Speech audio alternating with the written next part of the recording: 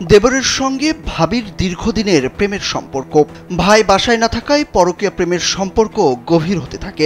এক পর্যায়ে দেবর ভাবির মধ্যে গড়ে ওঠে অনৈতিক সম্পর্ক।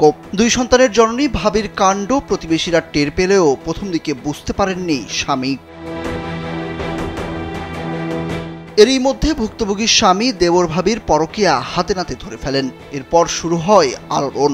ওই নারীর স্বামীও নাছোড়বান্দা। কোনো কিছুতে ছাড় না দিয়ে প্রতিবেশী দেবর রিয়াজুল মোল্লার সঙ্গে এই অপকর্মের জন্য এলাকাবাসীকে জড়ো করেন তিনি। এরপর নিজেই আয়োজন করেন বিয়ের।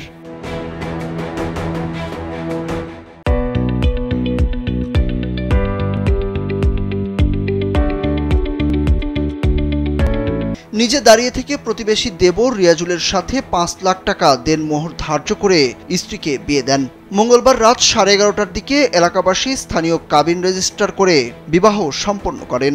ঘটনাটি বুধবার রাতে সামাজিক যোগাযোগ মাধ্যমে ছড়িয়ে পড়ে।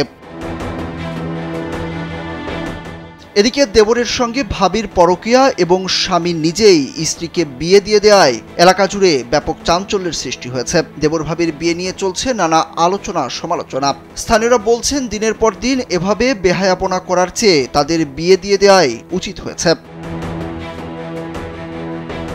জানা গেছে, স্থানীয় মুরব্বী ও এলাকাবাসীকে ডেকে আনা হলে স্বামীকে তালাক দেন ওই নারী। এর 20 মিনিট পর পরকীয়া প্রেমিক রিয়াজুলকে বিয়ে করেন।